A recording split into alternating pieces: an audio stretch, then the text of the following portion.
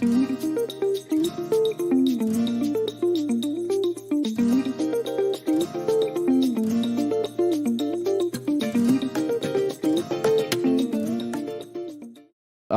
everyone. My name is Pedro. I am the Master of Ceremonies of this wonderful and very important conference. And I would like to welcome everyone to this fourth edition of a series to implement the United Nations principles and guidelines on access to legal aid in criminal justice systems, which call on every country to put in place a comprehensive legal aid system that is accessible and effective, has nationwide reach, and is available to all without discrimination. The past three conferences, the first one was held in Johannesburg, South Africa in 2014. The second in Buenos Aires, Argentina, 2016, and the third one in Tbilisi, Georgia, 2018. This fourth edition was supposed to be in person in Rio, so that's a big challenge we have today. That is our first edition virtually, and I would like to say thank you so much for everyone that made this possible in a very important moment that we are facing the COVID-19 and this global issue. Everybody must be together to try to face this big problem. So welcome everyone to this fourth international conference on access to legal aid in criminal justice systems. And please, I'd like to say that the webinar is being recorded and may be shared on social media. Given that there are many of us joining today from around the world, we invite you to use the chat. That's a very important feature that you can write and you can say important things, share your experience. Please, when you do this, introduce yourselves as you write in the chat. We also have question and answer feature. Please submit any question you might have. By default, attendees are on mute to ensure a smooth webinar without background noise or distraction. The organizers may unmute individuals as we bring you into the discussion. We are very excited in this fourth edition, in this fourth version, to offer live interpretation.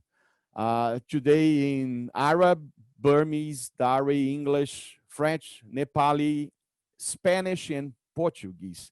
Please find the interpretation button at the bottom of Zoom to select your preferred language.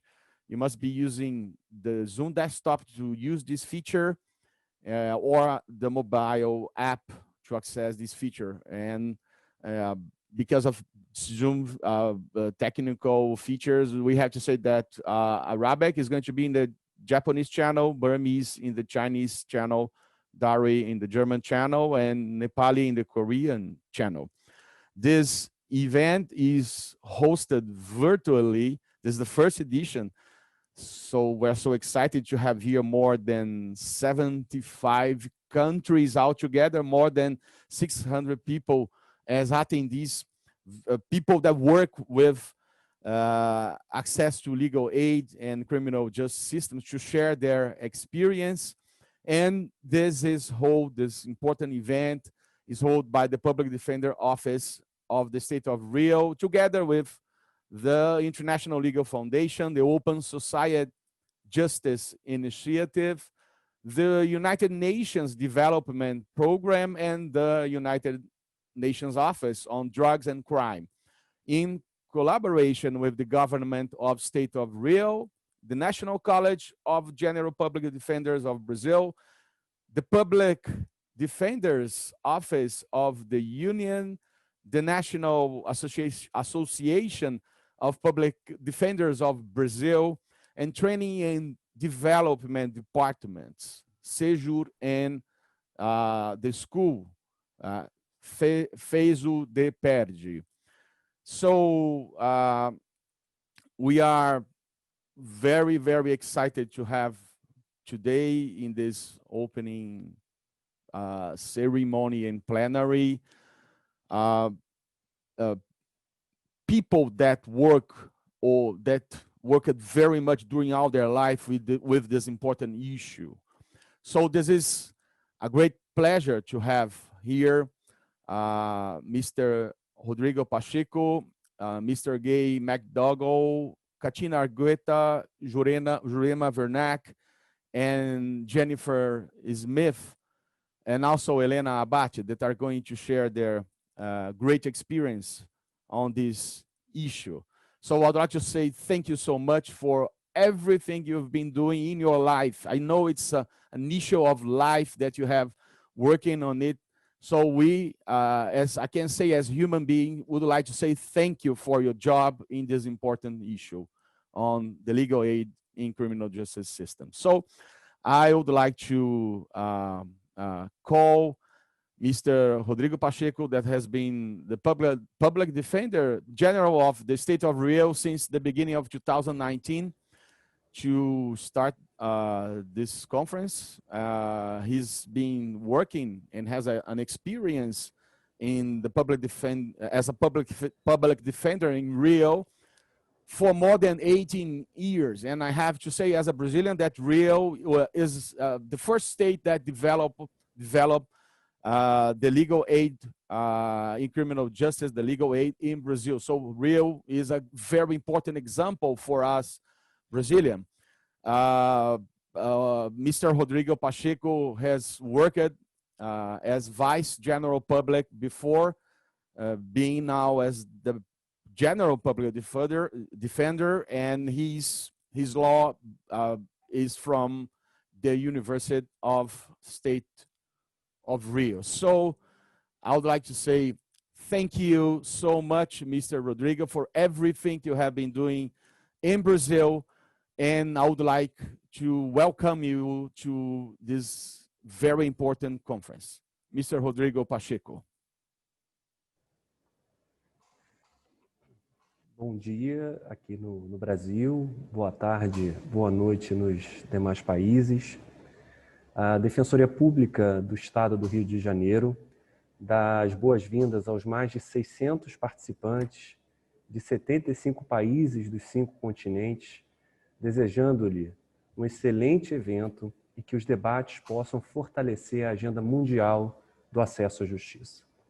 A conferência estava programada para ser realizada no Rio de Janeiro, algo estratégico e fundamental diante da importância de se chamar a atenção para a proteção da população vulnerável e marginalizada, como algo essencial ao fortalecimento da democracia brasileira e mundial.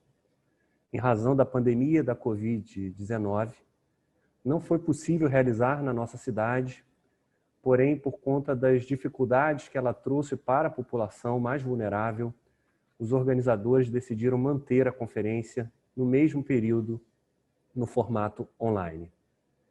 Agradeço muito, muito mesmo os esforços dos co-organizadores, sem os quais não seria possível realizar a conferência.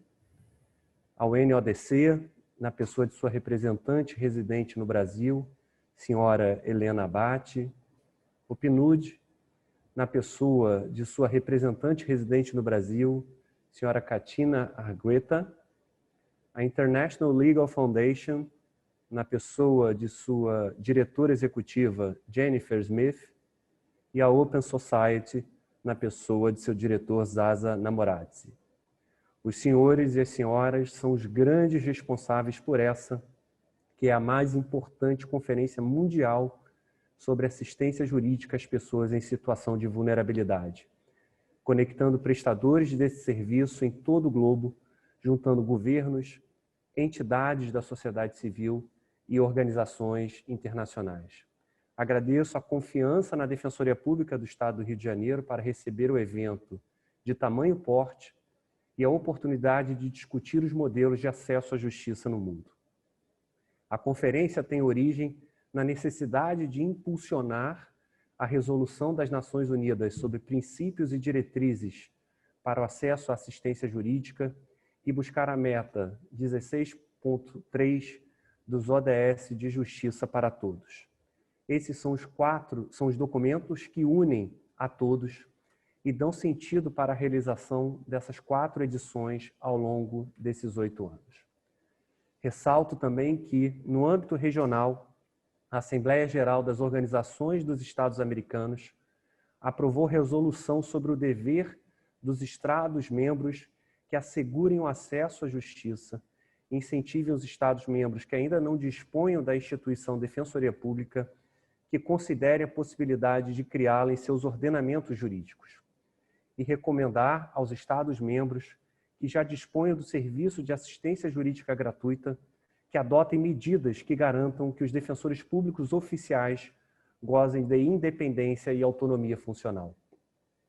Destaco que não havia momento mais oportuno para a realização da conferência do que o atual, pois o impacto da pandemia do Brasil tem sido muito forte, seja no número de vítimas, mas também de seus reflexos na vida da população, especialmente de baixa renda.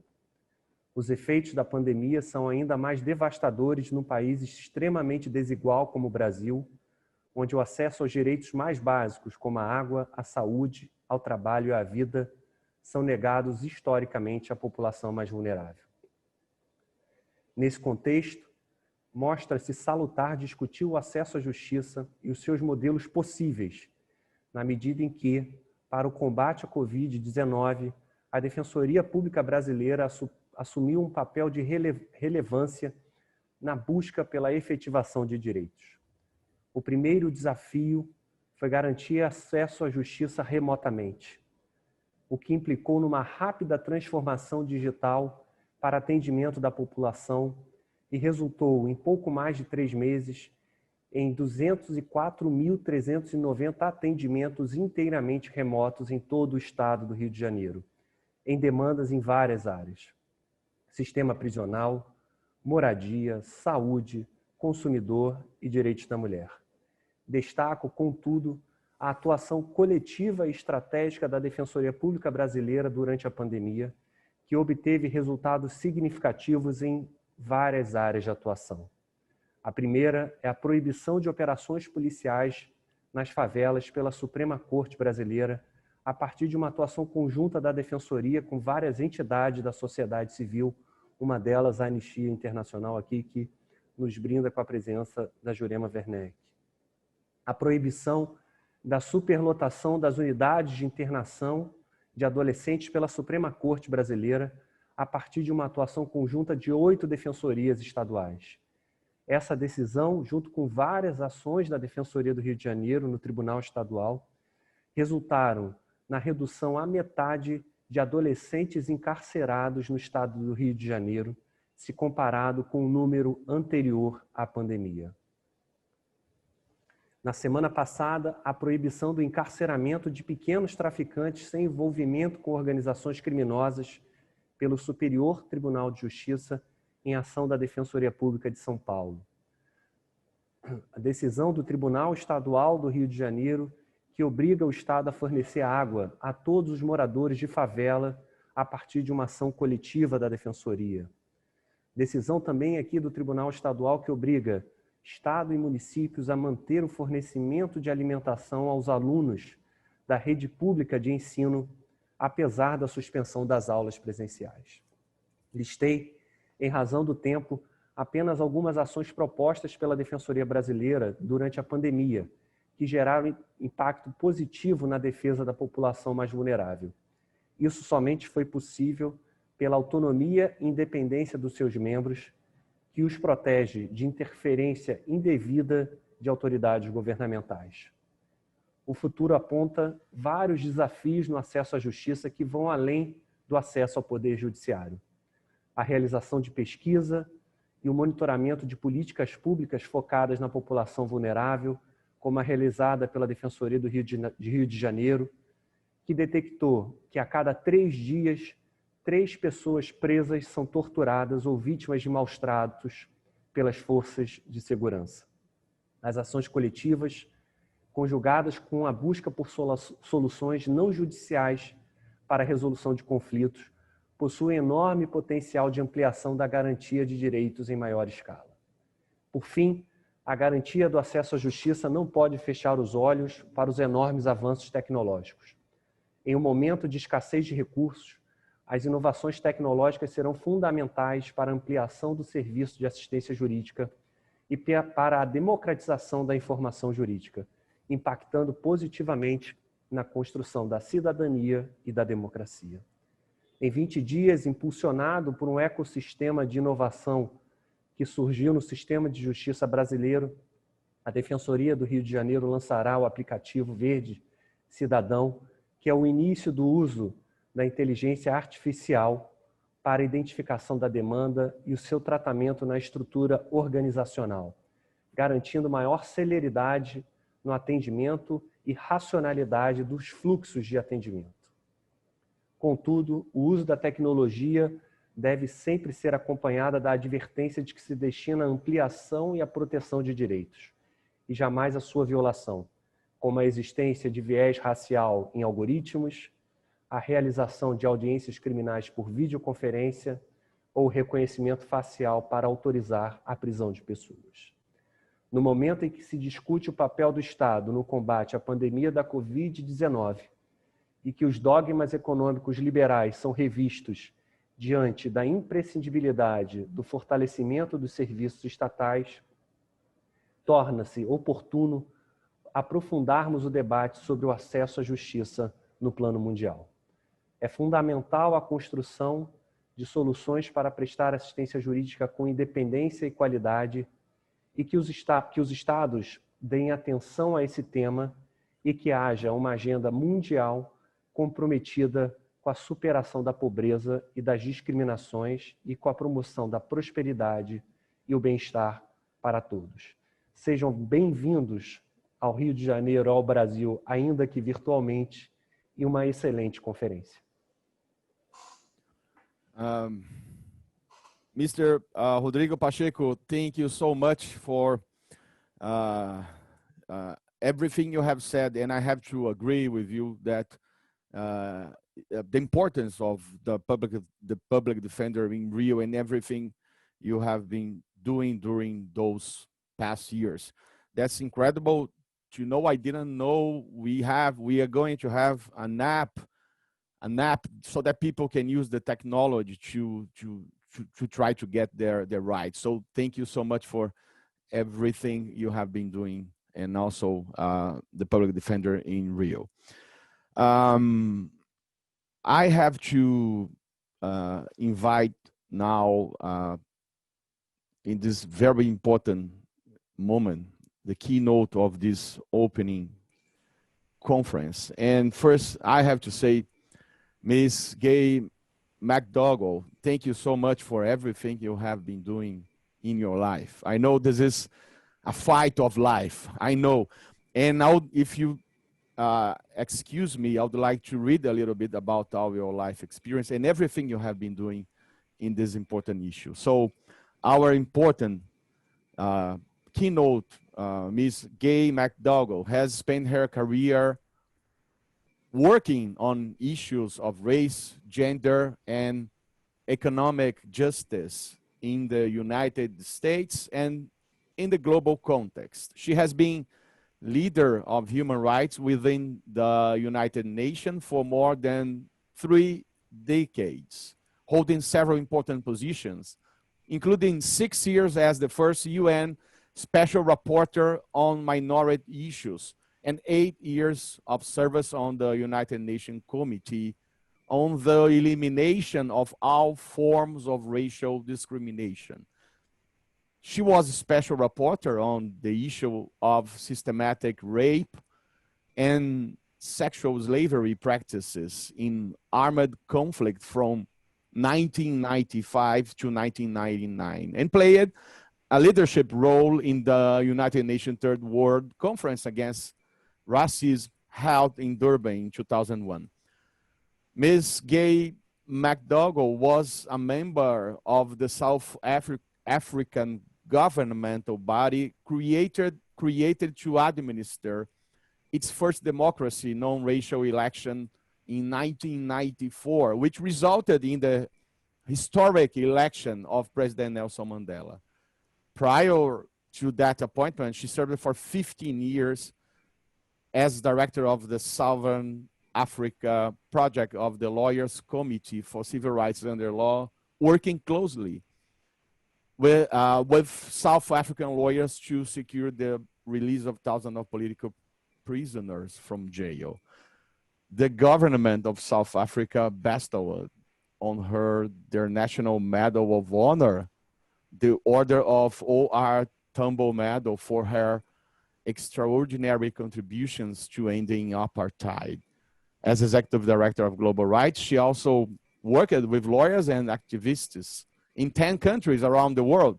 Ms. McDougall is currently adjunct professor at Fordham School of Law, and she received her JD from Yale Law School, and she has an LLM from London School of Economics and Political Science, and has honorary degrees from 9 universities. So that's why I have to say thank you so much for this. As I know, this is a fight of life, and for everything you've been doing during our life, and to try to face this very important problem that we have. So thank you so much, and we would like to hear you. Thank you.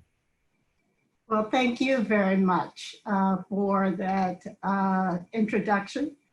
And I want to thank all of the sponsors of this event for the invitation to keynote this biennial global convening on indigent defense systems, with this year a special focus on the impact of COVID-19 on the UN's 2030 Agenda for Sustainable Development, particularly the call for equal access to justice and the heightened awareness of racial injustice that has swept the globe this year.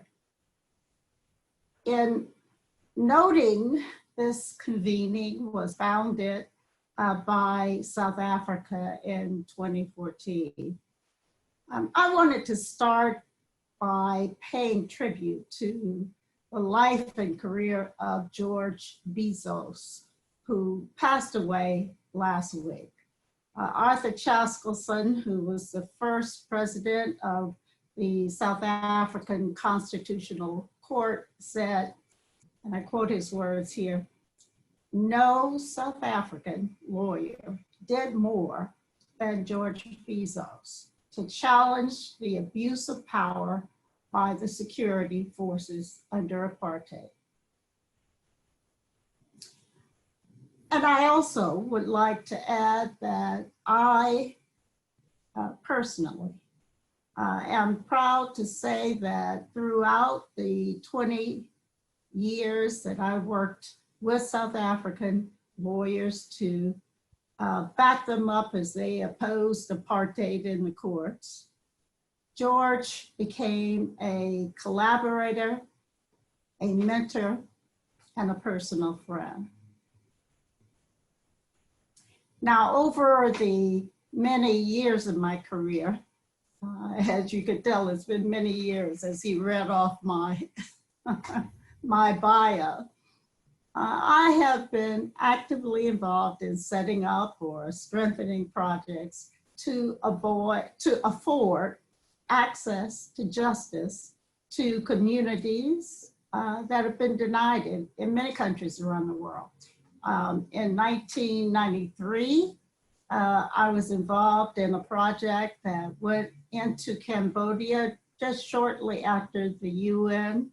And my project was an NGO project that took untrained people from the refugee camps and trained them to do defense work. Of course, all of the lawyers in Cambodia had been killed or they went into exile.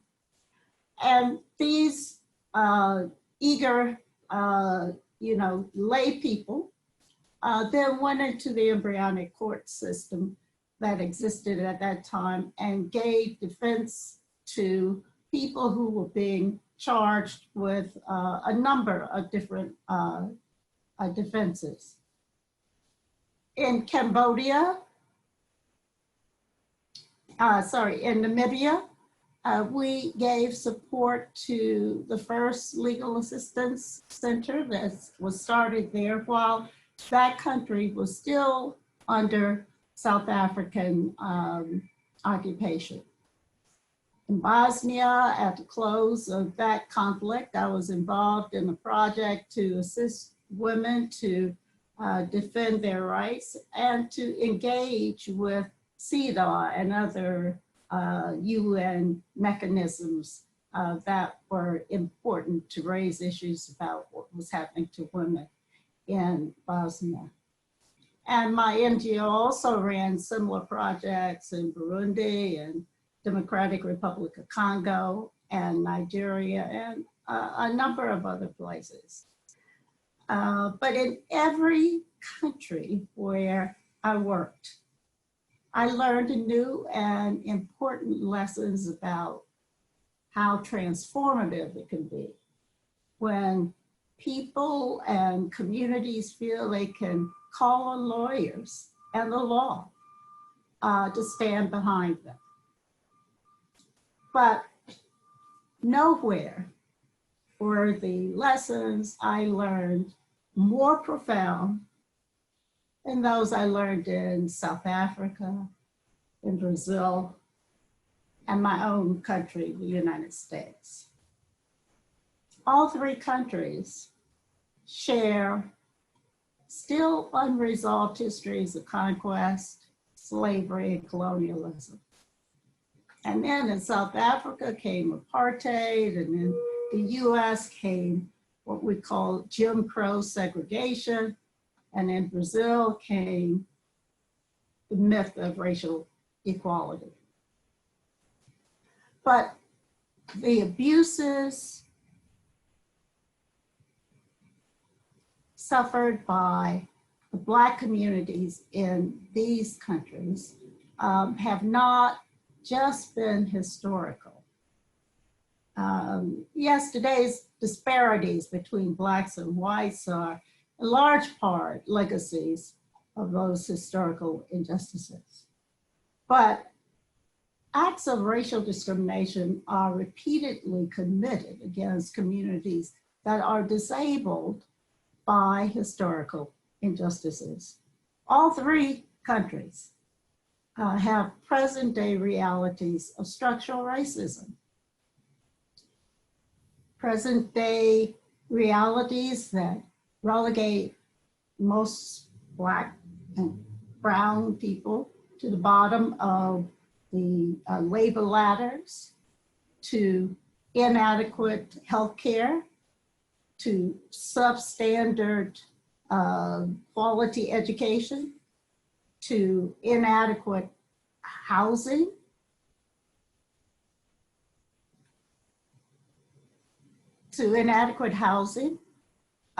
and of course, limited or no safety mechanisms.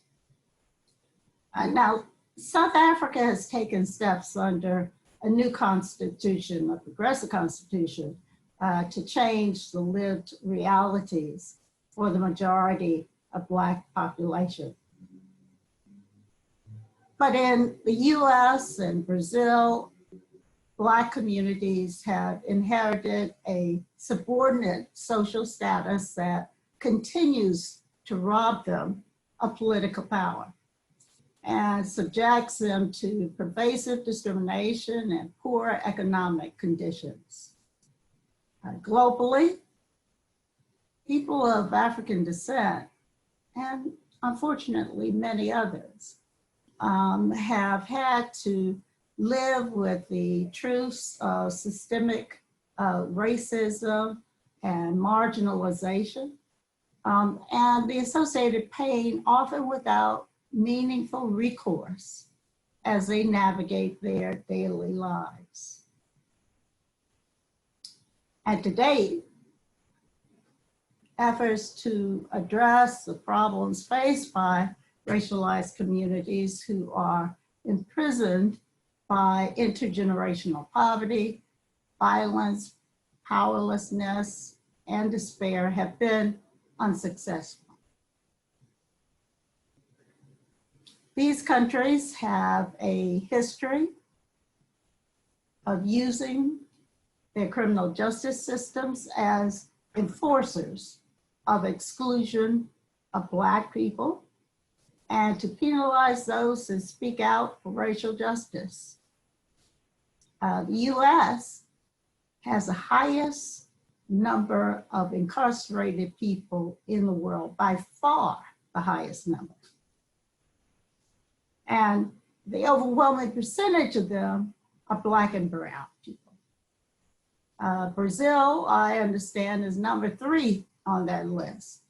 In March, Ms. Juania Santa Ana, in a statement delivered to the Human Rights Council on behalf of 117 organizations that are members of the Brazilian Black movement, said that in 2017, 75% of the more than 65,000 homicides in Brazil were Afro-Brazilian. And that in the previous 10 years, the homicide rate of Afro-Brazilians increased more than 33%. That's incredible in and of itself, but that is 10 times higher than the rate of whites. She blames these homicides on police killings, gang disputes, and victimizations. So African descendants we are dying in the streets because we are George Floyd, Marielle Franco, Breonna Taylor. We are dying from COVID-19 in the overcrowded prisons. We are dying from the virus in overcrowded low-income homes in poorly serviced neighborhoods where there are few doctors for those without insurance and there is little clean water or it's very scarce. We are dying at work because the jobs that we do can't shelter at home. There simply is no safe place for us. In June, 47 independent experts of the UN human rights system made the following statement. The recent killing of George Floyd has shocked many in the world, but it is the lived reality of Black people across the United States. The uprising nationally is a protest against systemic racism that produces state-sponsored racial violence and licenses impunity for this violence.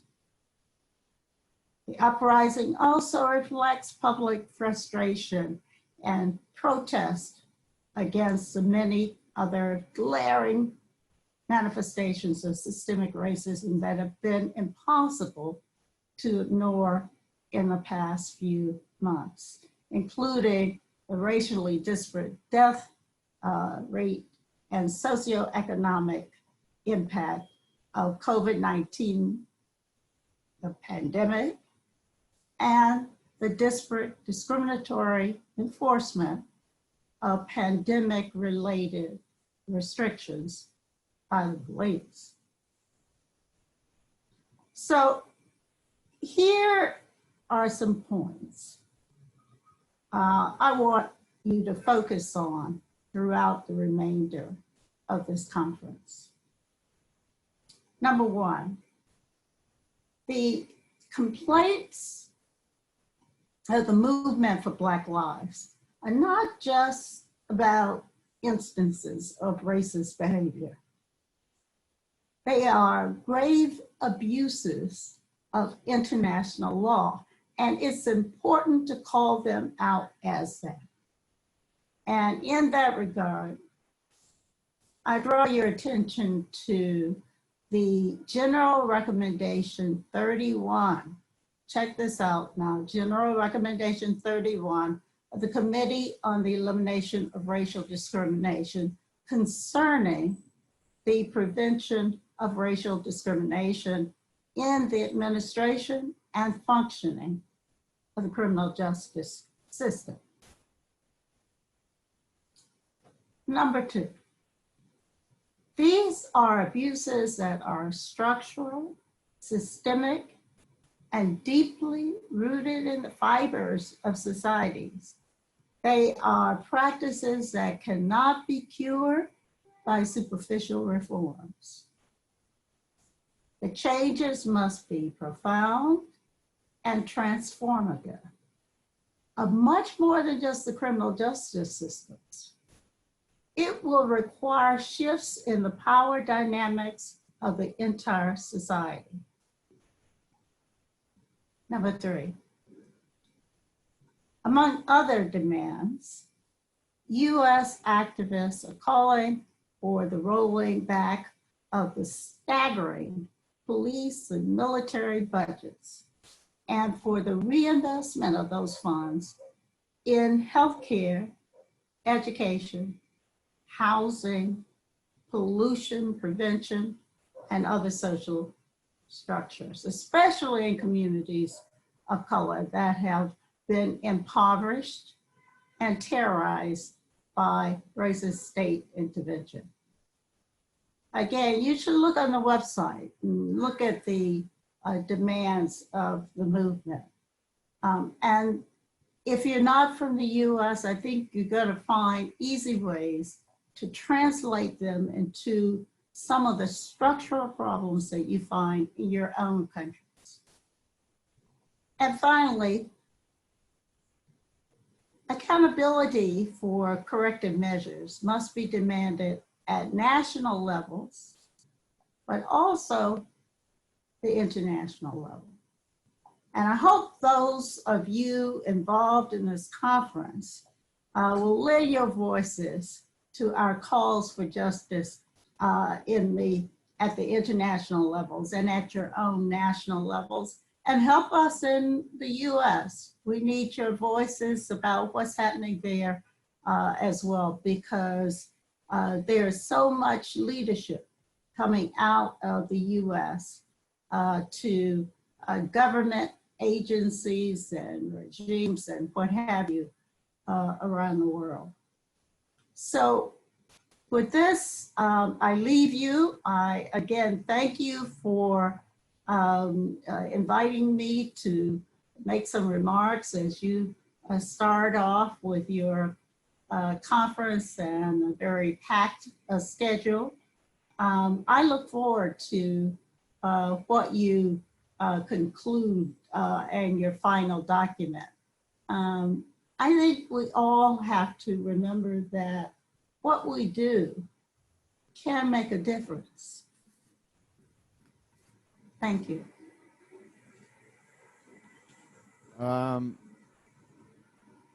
would like to say thank you so much, Ms. Gay McDougall, for everything you said. This is very important. We can make the difference. You are right. We have to say, we have to shout out. So thank you so much for everything. And what you said about the reality of some countries like Brazil and the US is something very problematic. You were talking about structural racism. That is something very, very difficult, and we have to shout out to face and to fight against it. When you say about the Jim Crow period, I would like to just highlight the decision of the US Supreme Court in Brown v. Board of Education. There was a very, very important case in the US, but what is very difficult to say is that despite the decision of the Supreme Court, it was very difficult for the society to follow the decision and the rule of law. And there are a lot of experience and people, especially from the South, that they were still, after the decision, facing the discrimination in public schools. And they had to have another case in Cooper v. Iron to say that they should follow the decision of Brown v. Board of Education. So that's very deep and very problematic what you said about structural racism. And you have to try, we have to face it. We have to shout out. We cannot stop. And every problem you said about housing. Now, when you talk about public schools that are financed by the tax, the house, you pay for the house, you only see good places in good places where you have good, where you have to pay a lot to have the housing. And a lot of people, they cannot reach those schools because they cannot afford to pay the house. They develop some program, but that's not enough. We have to change it. So I would like to say thank you so much for pointing out all those things. And I would also like to hear and see what are our recommendations. But those are something very, very important you highlighted, and not new. It's been from a whole generation. We had to change it. So thank you so much for all your fight. And I know, and I'm sure we have here more than 300 people alive from 75 countries, and I am sure we are all in this together, and we are gonna face it. Thank you so much. Now I would like to call Ms. Helena Abate to bring some important questions. She has been the resident representative of the United Nations Office on Drugs and Crime in Brazil since January 2020. She has more than 20 years of international professional experience in West, Central, and East Africa, the Middle East, Western and Eastern Europe, and Asia, in addition to 3 years of professional experience in Latin America. Abate has worked for the United Nations Office on Drug and Crime since June 2014, and she served as a senior rule of law advisor in the United Nations Office on Drug and Crime Regional Office for West and Central Africa in Senegal. So I would like to welcome you, Helena Abate, to talk about and share your important experience all of those years with all of us. Thank you so much.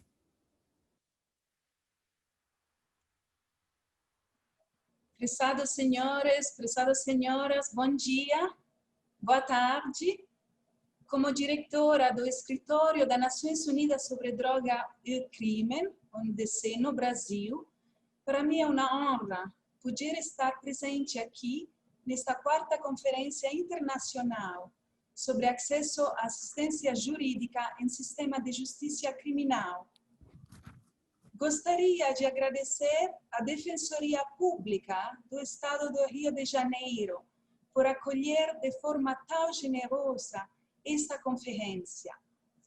É uma satisfação podermos coorganizá-la uma vez mais, juntamente com o Programa das Nações Unidas para o Desenvolvimento, PNUD, a International Legal Foundation, a Open Society Justice Initiative e em colaboração com o governo do Estado do Rio de Janeiro, o Colégio Nacional de Defensores Públicos Gerais do Brasil, a Defensoria Pública da União e a Associação Nacional de Defensores Públicos do Brasil.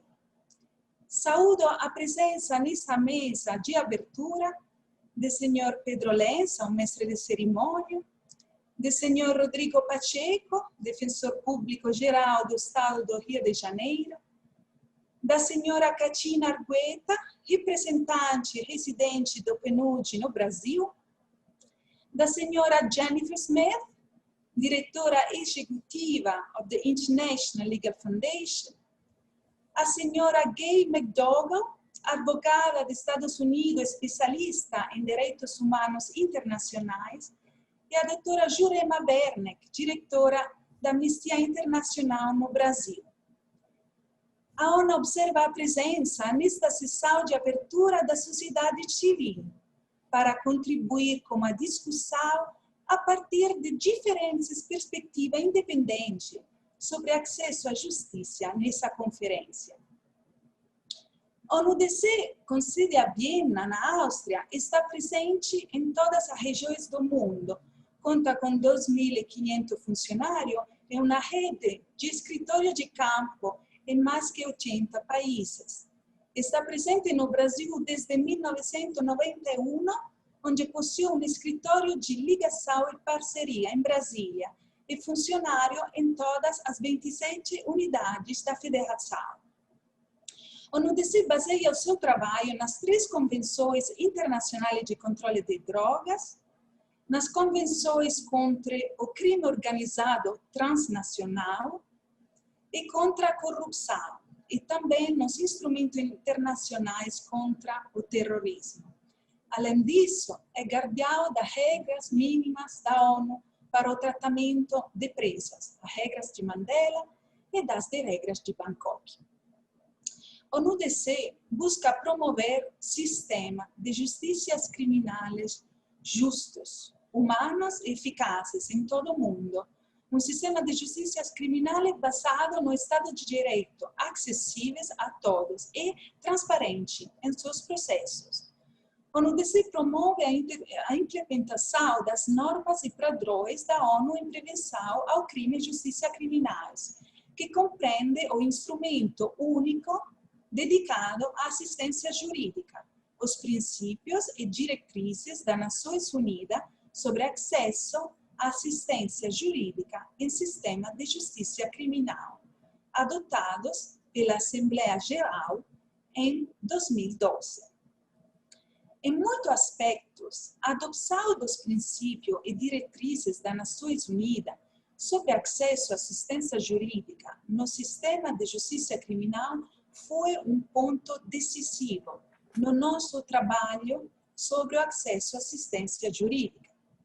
Por exemplo, o estudo global sobre assistência jurídica do PNUD e ONU-DC de 2016 demonstrou que, em muitos países, o acesso à assistência jurídica tem recebido mais atenção.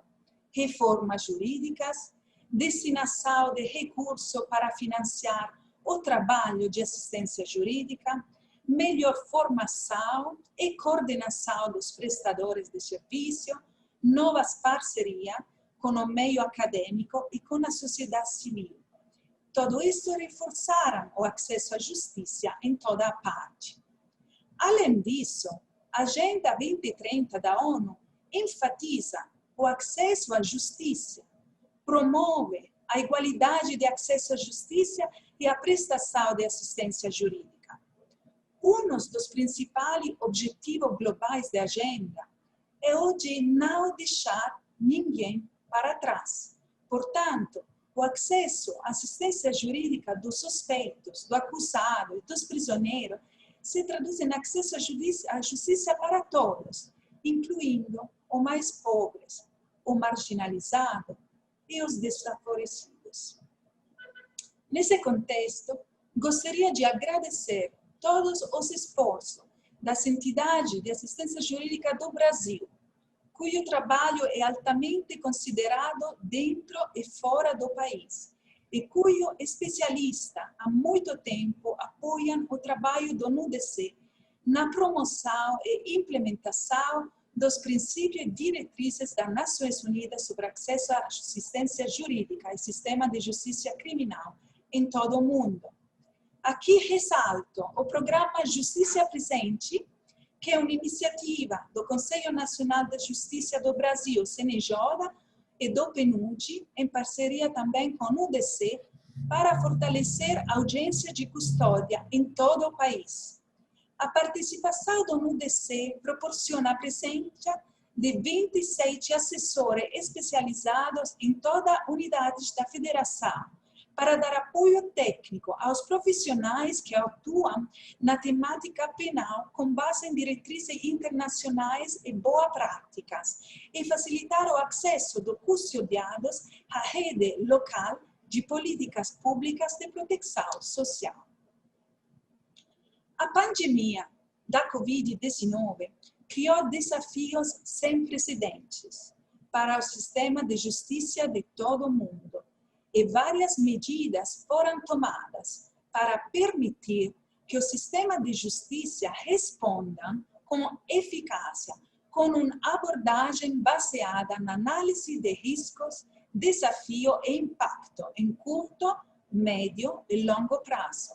Várias boas práticas foram identificadas, por exemplo, assegurar acesso igualitário a serviços de justiça justos e eficazes, adotar estratégia para reduzir o risco da Covid-19 no centro de detenção, fornecer assistência jurídica para acesso a serviço básico de proteção social, assegurar atenção e tratamento eficazes para vítima e sobrevivente de violência, incluindo a violência de gênero, que registrou um aumento devido a bloqueio durante a pandemia, adotar acesso remoto à informação jurídica, como mencionou o senhor Rodrigo na sua apresentação, enfim, adotar medida de emergência baseada no Estado de Direito e no respeito do princípio diretriz das Nações Unidas sobre acesso à assistência jurídica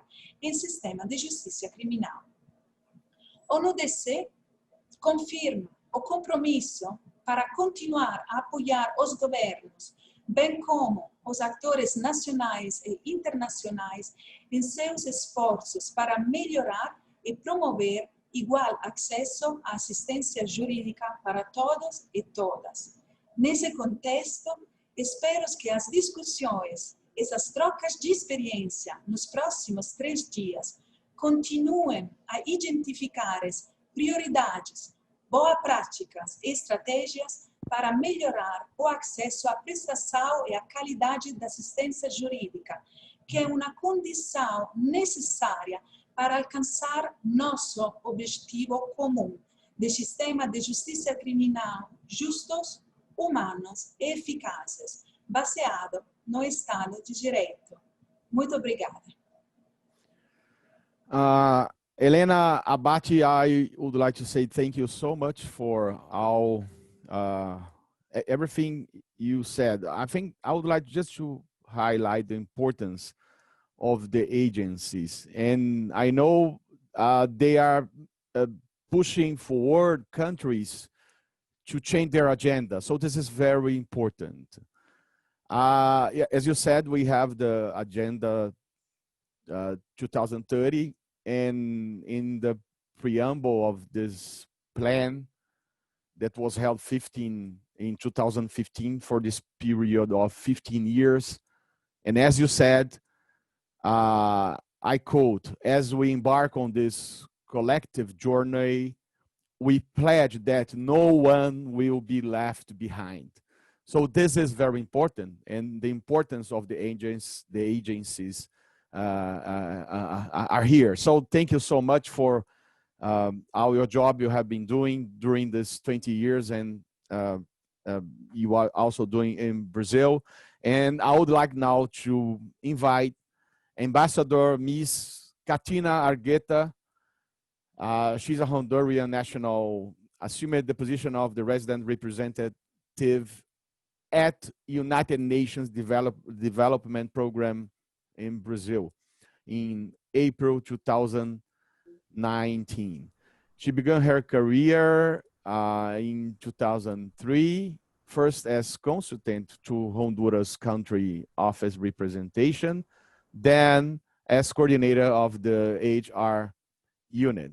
A career diplomat holding the rank of ambassador, Katina worked in the Ministry of Foreign Affairs of Honduras as alternate representative of the Honduran Permanent Mission to the Organization of American States, General Director of Foreign Policy, Chief of Staff of the Minister, Second Secretary of the Honduran Embassy in Great Britain, and Protocol Officer.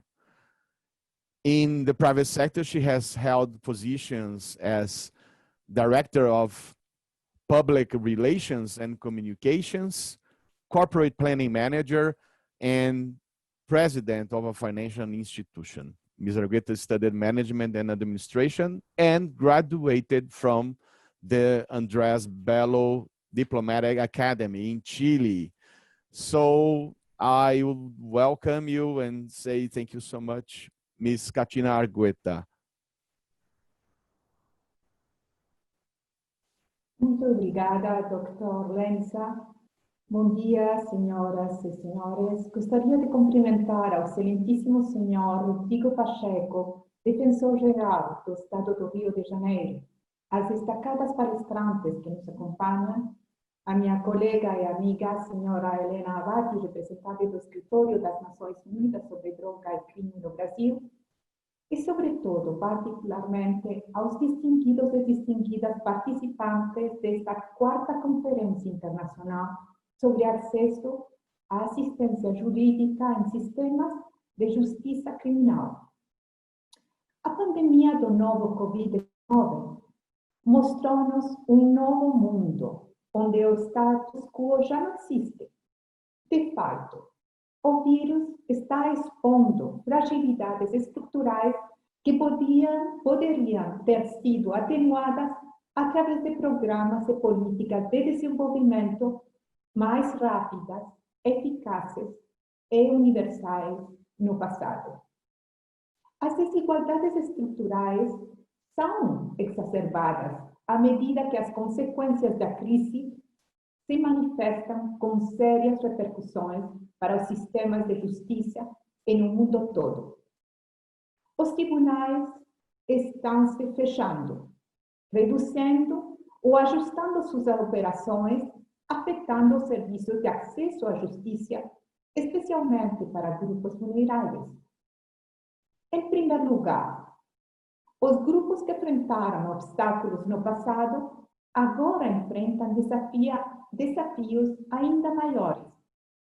Para as pessoas no sistema prisional, ademais dos riscos para a saúde, há muitas questões relacionadas com a prisão prolongada ou a prisão devido às audiências adiadas.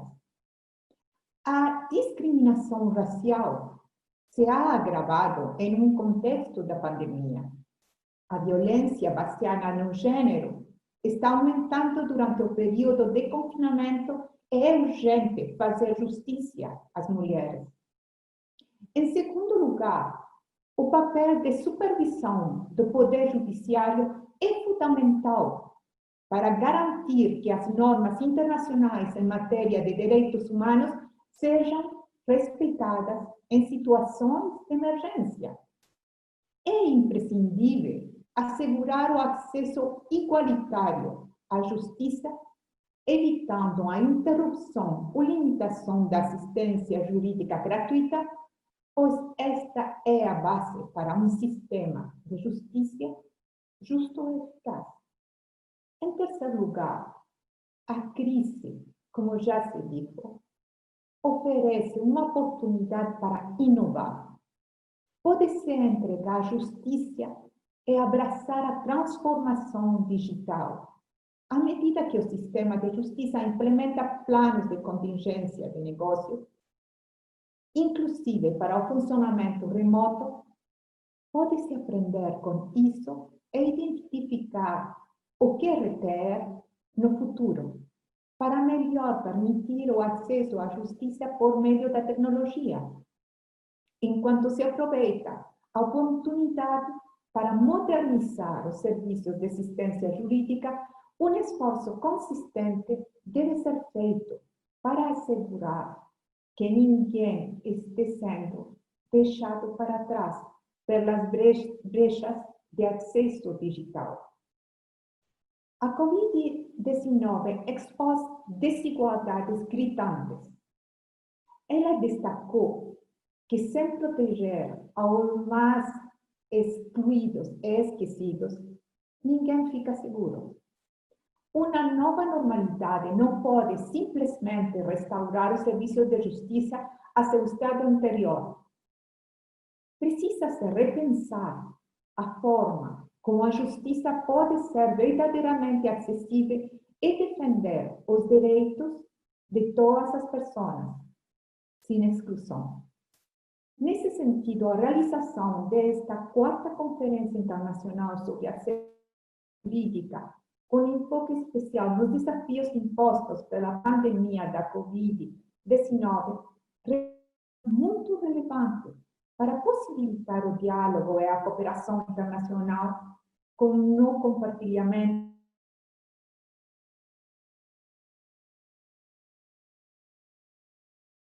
Embora tenhamos falado frequentemente sobre o potencial transformador da Agenda 2030, os pontos de inflexão catalisados por esta pandemia realmente podem mudar as coisas de maneira significativa. Do maior retrocesso do desenvolvimento pode resultar um pulo histórico. Este é o desafio de nosso tempo. Muito obrigada.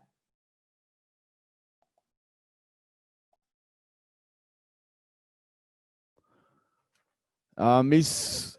Katina Argueta, I would like to say thank you so much for all your highlights.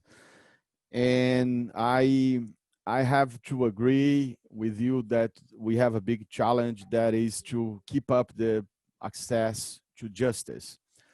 I remember a quote that said that in the past, access to justice is like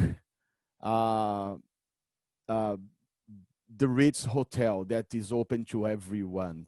So this is something you are saying that is very important. We have to have an effective access to justice. And I agree that the use of technology, the remote functioning, is very, very important, so that we can, in a global way, we can try to reach the goals of the Agenda 2030. So thank you so much for all your thoughts that you brought here. And now I would like to invite Ms. Jurema Werneck. She is the Brazilian director for Amnesty International in Brazil. She's a Black feminist, physician, author, and doctor in communication and culture from the Federal University of Rio de Janeiro. She's also a board member of the Global Fund for Women and member of the Brazil Human Rights Fund Council. So, Jurema, thank you so much. That's now with you. Thank you. Muito obrigada. Aproveito inicialmente para agradecer a honra, o privilégio de participar desta conferência, estar aqui ao lado de pessoas muito importantes, pessoas que têm contribuído muito para que a população do Brasil e do mundo consiga fazer valer o seu direito. Eu estou muito honrada, eu envio uma saudação especial ao Rodrigo Pacheco, e em nome dele saúdo todo mundo que atua na defesa, na linha de frente da defesa dos direitos das pessoas. Mando também, mais uma vez, uma saudação a Gay McDougall, que tem sido um exemplo fundamental de engajamento, né, de luta, de como fazer para que a lei alcance a todos, como fazer para que o direito alcance a todos. Então, eu queria dizer que é um grande privilégio estar aqui. Eu fico muito contente que essa conferência não foi adiada nem cancelada, e fico muito contente do Rio de Janeiro poder sediar essa conferência. Eu começo destacando, né, que a pandemia da Covid-19 atinge o Brasil de forma dramática. Nós temos hoje 132 mil pessoas que morreram no Brasil devido a essa doença. Nós temos mais de 4 milhões de pessoas que testaram positivo dessa doença, e é preciso dizer que no Brasil, infelizmente, com dados de julho, apenas 13 pessoas em cada 1.000 têm acesso ao teste. Alguns pesquisadores e pesquisadoras apontam que, por trás dos números de casos no Brasil, de mais de 4 milhões, nós devemos considerar de 5, 7 ou talvez 12 vezes mais pessoas afetadas, diretamente infectadas pela Covid-19, pelo coronavírus, mas que não estão sequer sendo atendidas, rastreadas e testadas. No Brasil, a Covid nos atinge dessa forma e não é por acaso, não é porque nós temos um vírus desconhecido e letal, simplesmente. A presença desse vírus no país encontra diferentes fenômenos. Um deles é o que tem sido definido como negacionismo estatal, negacionismo governamental. Nós temos a administração federal se ausentando dos seus deveres, descumprindo os seus deveres de proteger, de garantir e proteger o direito à saúde da população. Ao contrário de tudo isso, nós temos visto a administração federal aprisionada ou tomando parte de uma polarização política na administração da crise sanitária. Então, é um sim e um não, colocando de fora o direito e não fornecendo à população o caminho necessário para se cuidar, para se proteger e para obter o tratamento necessário. Nesse contexto, nós temos o Sistema Nacional de Saúde Pública, que tem sido precarizado ao longo dos anos, que, diante da pandemia, foi, digamos assim, dispensado pela autoridade federal de exercer o seu dever de articular a resposta nacional a essa emergência sanitária. Então, não há nenhuma coordenação, não há fornecimento dos insumos necessários, não há fornecimento não se fornece a profissionais de saúde tudo o que é necessário para que eles possam, na linha de frente, cuidar da população. E temos, numa outra dimensão, uma piora dramática das condições materiais de vida de brasileiros e brasileiras. Grande parte dessa população que já viviam um acesso precário às políticas públicas, grande parte dessa população tem visto agora, nesse momento em que, em tese, é obrigada a ficar em casa, não tem visto respostas estatais, governamentais ou de assistência social adequadas. Todas elas são deficientes, e se não são deficientes, são claramente incompetentes. E, por trás disso tudo, uma grande negligência. E quem é que, nesses cerca de 132 mil mortes, desses milhões de afetados no Brasil, quem são essas pessoas? São basicamente, mas não apenas, são, em grande parte, as populações que já sabemos, já estavam historicamente vulneráveis. E eu nomeio algumas delas apenas para a gente se recordar no caso brasileiro. Estamos falando de moradores de favelas e periferias dos grandes centros das grandes cidades. Estamos falando da população negra, que é a maioria da população brasileira. Nós estamos falando, nesses grupos e em todos os grupos, das mulheres, das crianças, dos adolescentes e dos idosos. Nós estamos falando da população LGBTQI+, entre eles e elas, as mulheres trans e as mulheres negras trans, no limite da desassistência. Nós estamos falando dos povos, das populações tradicionais, indígenas e quilombolas. Quilombolas são comunidades tradicionais afrodescendentes, em particular. Nós estamos falando da população que está no cárcere. O Brasil, como o Gay Macludo lembrou, tem a terceira maior população encarcerada do mundo. E o Supremo Tribunal Federal já disse que a condição de vida dentro do cárcere no Brasil é análogo à tortura. Editou uma medida, se pronunciou, reconheceu um estado de violação dos direitos humanos, de violação constitucional no cárcere em 2015, e ainda assim estamos em 2020, vivendo situações de extrema violência e exclusão dentro do cárcere. Entre as populações vulneráveis também tem os jovens e adolescentes que estão no sistema socioeducativo, que experimentam o sistema socioeducativo da mesma forma que os adultos experimentam cárcere, em situações análogas à tortura, com desassistência. Nós estamos falando da população em situação de rua no Brasil, gente vivendo nas ruas no Brasil. Com a Covid, aumentou bastante, é muito mais gente, são famílias inteiras nas ruas e, desnecessário dizer, com completa desassistência. Estamos falando dos migrantes, estamos falando dos refugiados e refugiadas, estamos falando de trabalhadores e trabalhadoras autônomas, particularmente aqueles que estavam vivendo o chamado setor informal, à margem do direito, e estamos falando, inclusive, dos trabalhadores e trabalhadoras do setor saúde. Esses grupos, essas populações, perfazem o universo de populações vulneráveis que estão tendo seus direitos violados nesse exato momento. Nesse exato momento, de forma agravada pela Covid. E já foi falado aqui também pela Gay McDougall e por outras pessoas que me antecederam, a situação das disparidades e desigualdades que essas populações enfrentam. Essas populações enfrentam essas disparidades e desigualdades porque o Brasil é um país que Gay lembrou, né? No passado dizia que era uma democracia racial, mas reconhecidamente e notadamente somos um país racista. De um racismo que eu descrevo como um racismo patriarcal, heteronormativo. Por quê? Porque é um racismo que estabelece uma linha de cor, os mais escuros, todos os mais escuros, negros, indígenas, somos colocados à margem do acesso ao direito, do acesso à lei. Ele é patriarcal porque tem uma economia, uma dinâmica de gênero diferenciada. Nós, mulheres negras, experimentamos esse racismo de uma forma diferenciada em relação aos homens. As mulheres indígenas experimentam esse racismo de uma forma também diferenciada em relação aos homens dos seus povos, mas também em relação à população branca em geral. E é heteronormativo, ou seja, a população cis, heterossexual, goza de privilégios que nenhum outro grupo goza. E, nesse limite, as pessoas trans e as pessoas do gênero feminino, elas experimentam situações muito mais dramáticas. Nós temos visto, e foi citado aqui, né, a exemplo da participação da Coalizão Negra diante do Conselho de Direitos Humanos da OEA, citado pela Gay McDougall, a fala da Vânia Santana, que existem enormes iniquidades acontecendo no Brasil. E com a Covid, essas iniquidades, que já eram graves e altas, pioram.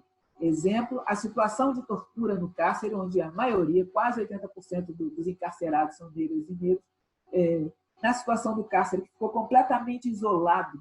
Ou seja, as pessoas no cárcere ficaram isoladas do acesso ao mundo exterior, desde cuidado de saúde, até poder se comunicar com seus operadores do direito e com suas famílias, ficaram isolados das medidas sanitárias necessárias.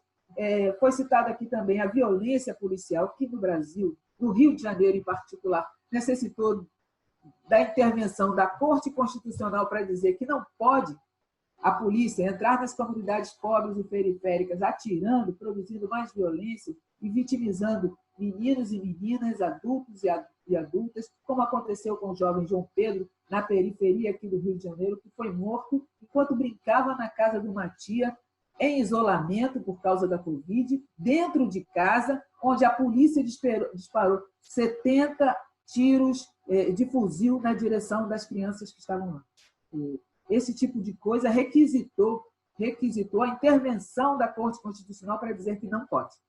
Isso dá medida do grau de violação do direito, do grau de falta de acesso ao direito e à justiça que essas populações experimentam. Muita gente tem acompanhado no mundo que os ecossistemas do Brasil estão queimando por ação deliberada de pessoas com a leniência das autoridades governamentais, e debaixo do fogo tem pessoas, populações e povos que estão sofrendo violações.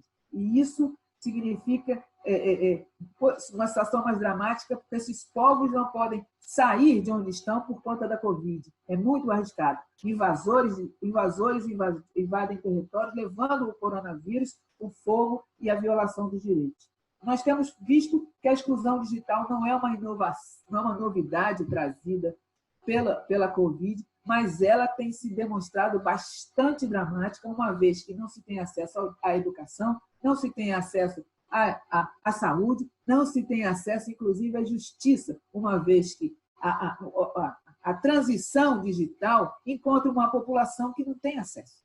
A transição digital requerida pela Covid encontra uma população que não tem acesso. Audiências de custódia têm sido reivindicadas para acontecer em meio digital, mas anos atrás, uma organização de direitos humanos do Brasil, a Conectas, demonstrou que já nas audiências de custódia presenciais, a violação dos direitos humanos, a tortura explícita de determinadas pessoas presas, geralmente negras, essa tortura tem sido negligenciada na situação presencial. Como será que acontece isso no digital? Não é? Se não está se vendo, ou se a pessoa está fazendo, né? Se o sujeito do direito está cercado, muitas vezes, daqueles que cometem a violação do direito. Como é que vai acontecer isso? Ou seja, eu estou citando aqui uma série de desafios, e a gente pode imaginar, a situação das mulheres já foi citada aqui, ou seja, existem muitas violações que estão sendo agravadas pela situação que a Covid expõe, mas não são inauguradas por ela. Então, a gente tem que pensar, como é que a gente vai sair disso? Como é que sai disso? É verdade que... Desculpa que eu botei o alarme, e agora o alarme está me atrapalhando aqui. É verdade que, que existe muita coisa... Socorro. Não consigo. É verdade que muito do que a Covid apresenta para nós, muitos dos desafios que coloca no garantir o acesso à justiça para todos, as soluções já vinham sendo pensadas antes dela, porque se trata não uma inovação, mas um agravamento. Eu trago aqui brevemente algumas sugestões para aproveitar o tempo que me resta, que eu já estou quase extrapolando. Como já foi dito aqui, precisamos de organizações, instituições, mecanismos que vão fazer a mediação entre o sujeito de direito e o sistema de justiça que goza de autonomia, independência e autossuficiência.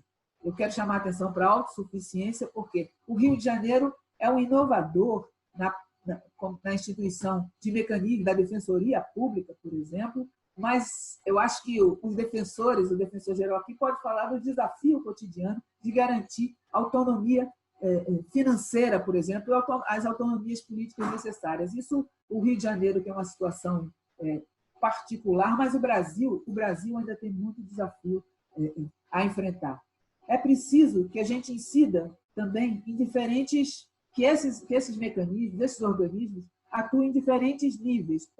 Voltado para a mudança da cultura institucional. Acabei de dizer que o Brasil é um país racista. Então, o racismo está internalizado em qualquer instituição. O racismo está internalizado em qualquer agente de qualquer instituição. Então, é preciso enfrentar o racismo com mecanismos, e não só o racismo, mas todas as iniquidades, com mecanismos capazes de alterar a cultura institucional. Um ponto importante desse mecanismo é preciso que ele visibilize seu compromisso de enfrentar essas desigualdades estruturais. O Rio de Janeiro, por exemplo, tem uma área inteira dedicada a enfrentar a iniquidade racial e seu impacto no acesso à justiça. Esse é um exemplo que precisa ser copiado e instituído. E é preciso que esse compromisso seja reafirmado em todos os níveis da hierarquia, todas as formas de atuação, e é preciso garantir que todos os que fazem parte dessa instituição entendam a sua obrigação de cumprir esse compromisso. É preciso que dentro dessa instituição, qualquer que seja pública, seja da sociedade civil, é preciso que exista um setor, uma instância capaz de monitorar, de garantir e governar essa transição, de fazer com que esse mecanismo funcione no seu propósito de produção da equidade. E é preciso desenvolver uma série de ações afirmativas. Eu acho que todo mundo aqui já ouviu falar em ações afirmativas, sabe muito bem que ela não se confunde com cotas apenas, mas também inclui cotas. É preciso que os sujeitos de direito se vejam representados. Senão, é mais paternalismo, é mais violação de direito. E, por outro lado, é preciso que essa instituição se aproxime da sua clientela, do seu público, da população. É preciso que, mais do que se aproximar, se posicione ao lado e para servir essa população. E, diga-se de passagem, é uma população que tem sido a principal agente para garantir o acesso à justiça daqueles que estão excluídos, seja através dos seus ativistas, das suas próprias organizações da sociedade civil, e seja pelos seus próprios esforços de criar interfaces entre aquela população e as defensorias, as organizações. É preciso que a instituição conheça, tenha informações, gere informações atualizadas sobre sua clientela, seu público. É preciso saber quem somos nós. Quem somos nós, os negros? Quem somos as mulheres? Quem somos os indígenas? Quem somos? E o que, de fato, sabemos e não sabemos, o que temos e o que não temos, o que precisa ser oferecido e o que nós já temos para oferecer. A partir dessas informações, a instituição vai estar habilitada naquilo que nos Estados Unidos se chamou de competência cultural, vai poder falar a nossa língua. É preciso romper essa barreira onde se fala apenas a língua da hegemonia. É preciso que a gente se veja retratado, inclusive na linguagem, todo tipo de linguagem, não só a fala. É preciso que os mecanismos, os processos, as políticas contem com um forte sistema de monitoramento e avaliação de efetividade e de impacto. Porque não basta ter uma grande ideia, não basta lançar a ideia, lançar o processo. É preciso garantir a cada momento que seus objetivos estão sendo cumpridos. É preciso estar habilitado para fazer a correção das rotas. É preciso adequar a cada momento da conjuntura. É preciso, ao fim e ao cabo, garantir o protagonismo do sujeito.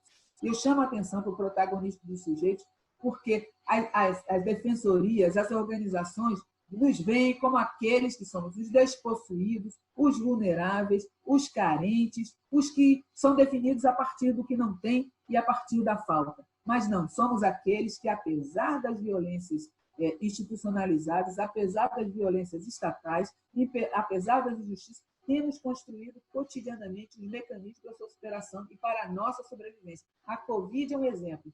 Diante da negligência governamental, tem sido as próprias comunidades, têm sido os próprios sujeitos que têm procurado garantir água, alimento, remédio, cuidado, reconhecimento e, inclusive, formas de garantir o acesso à justiça. Aqui no Rio de Janeiro, temos contado com forte aliança da Defensoria Pública, mas é preciso que isso se repita em todo o Brasil e é preciso que isso se repita em todas as partes do mundo. Que aí sim, o acesso, a gente vai poder desmontar os mecanismos que o sistema de justiça tem para aprofundar as iniquidades, porque a iniquidade tem contado com o sistema de justiça como uma das suas ferramentas importantes. Então, é preciso reivindicar a cada agente que está aqui participando, a cada profissional que atua nisso, reivindicar e saudar esse seu ativismo permanente. Porque não é a lei. Se a lei fosse o limite, nada disso estaria acontecendo. Não é o direito não é suficiente, mas sim esse engajamento cotidiano, esse compromisso que eu chamo de ativismo, é esse compromisso que gera criatividade, que gera inovação, que gera aliança, é a esse compromisso que a gente precisa reivindicar, saudar e celebrar. É isso. Dito isso, eu agradeço mais uma vez. Muito obrigada. Ms. Jurema Werneck, you have highlighted a dramatic reality that is not only for Brazil, from Brazil, but all over the world. And those serious challenges that we have, you talked about the population, the vulnerable population, talk about favelas in Brazil, the Black woman, children. So this is a big challenge we have to face. And as you said, we have mechanisms to overcome those situations.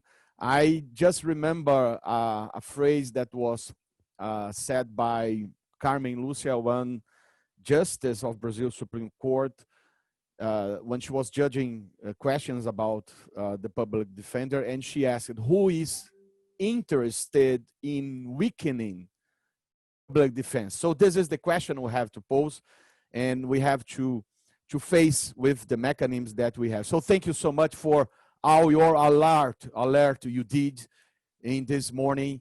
And I would like now to welcome Ms. Jennifer Smith, that is the Executive Director of the International Legal Foundation.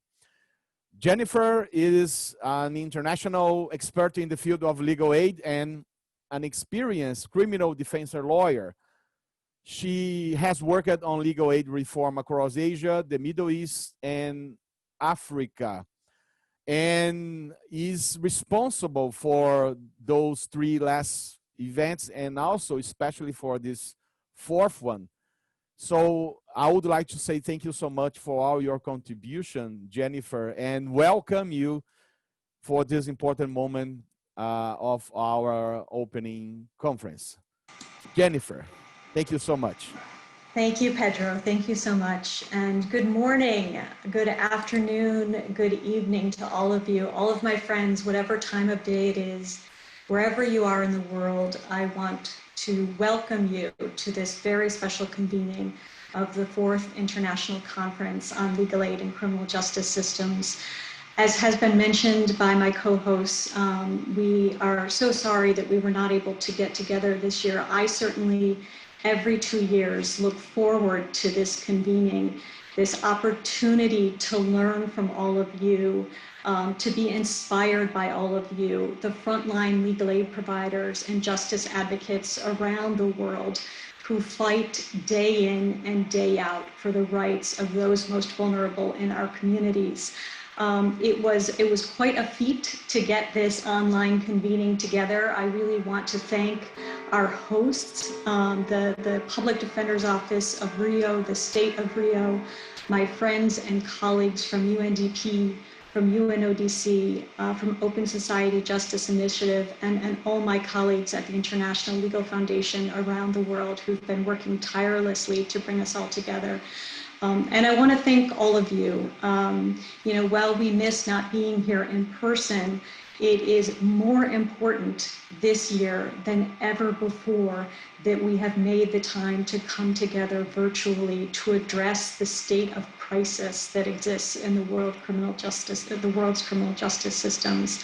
As has been mentioned by some of the speakers already, as COVID-19 has spread across the world, we have seen the impact and how it's exacerbated the terrible circumstances in many of our criminal justice systems. Court systems shut down, leaving many without any forum to address their urgent justice needs. People were languishing, millions languished in detention centers and prisons, unable to get to court, unable to find a way to get released. And because of the overcrowding and the unsanitary conditions, many have died.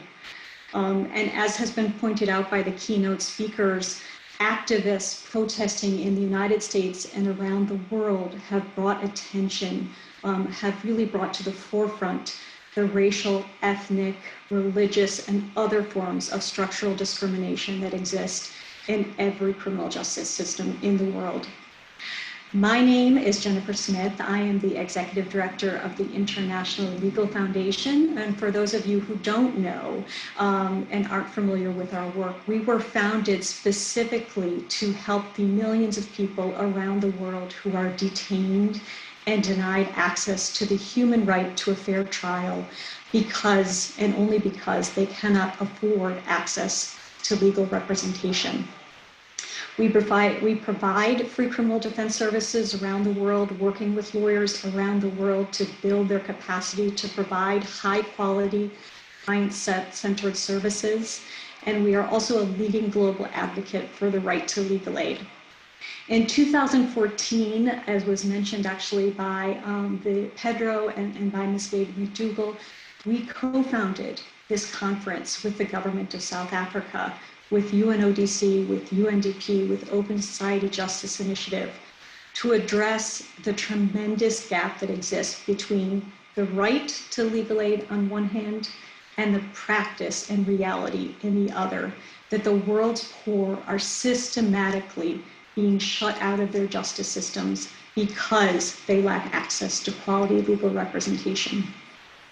In 2016, we're happy to say that this conference became biannual with the push of the government of Argentina that hosted in that year. It was then hosted by the Republic of Georgia in 2018, and as we've heard, by our friends in Rio, Brazil this year. It's a special convening. We do hope that next year we will be able to come together in person, but it is critical that we have these conversations over the next few days. Our goal in creating this forum was so that we could identify common challenges, best practices, and innovations. But what this conference has become is so much more. It has allowed us to create a global community, a network of legal aid providers around the world who are committed to work together to challenge and right injustice wherever we see it. Over the next 3 days, as we've heard, we have over 600 participants registered to attend this conference from over 75 countries. And we're going to hear from legal aid providers, from experts, from justice stakeholders about the challenges that we're all facing, but more than that, about the strategies and about the solutions that they're trying to put in place. Strategies for getting people released from detention, what's working, strategies for challenging court closures, what's working. And we're going to learn about innovative solutions for reaching those most vulnerable during these critical times. And then on Thursday, we're going to have a discussion on which both of our keynote speakers have touched. We're going to hear from advocates and experts, legal aid providers, and activists about how they're fighting not only racial injustice, but ethnic injustice, religious discrimination based on religion, discrimination based on gender, all of the various ways in which we know our criminal justice systems are routinely discriminating and marginalizing certain populations. We know that around the world, those of us who are frontline defenders, that that certain populations are being disproportionately arrested, prosecuted, detained, and sentenced. And this is what we're going to confront. This is what we're going to be honest about on Thursday. And we're going to talk about what's happening to change the culture in police departments, in prosecution offices, and in courts, and even the bias and inequity that exists among legal aid providers. These are extraordinarily hard times, and it's hard sometimes not to feel discouraged by all the challenges. But there's reason for hope, and we draw inspiration from all of you, those who have continued to fight on the front lines, those legal aid providers and justice advocates who continue to fight on the front lines during this pandemic. You fought for justice for your clients at great personal risk to your own health and safety. You truly are heroes. And we draw hope and inspiration from the fact that there are governments around the world, there are justice systems around the world that are making change. And as we're going to learn from the conversations this week, it's really critical to think forward. As advocates, we can't let things go back to normal when we move past this period.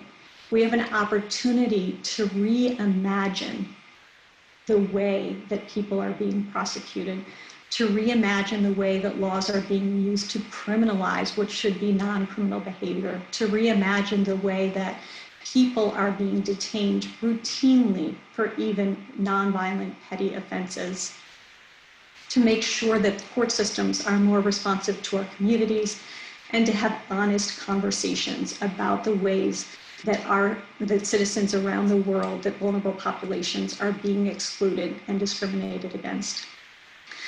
So I want to talk a little bit about this way forward. We're going to hear these great, inspiring presentations. But as always with these conferences, we want to do the hard work to think about what change can come out of this conference. We want to harness our collective power and this opportunity for change. And we ask each of you over the course of this week to help us to do that.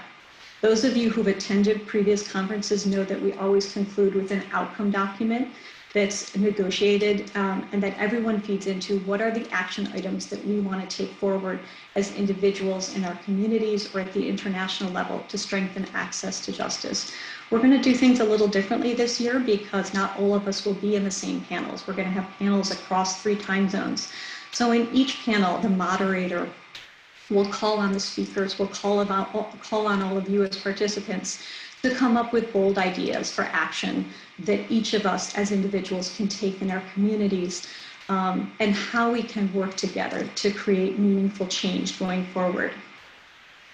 We really are a powerful community, and when we come together, we can impact real change. I hope that all of you will come back to the closing ceremony on Friday, because during that closing ceremony, we're going to introduce this outcome document that you have all created.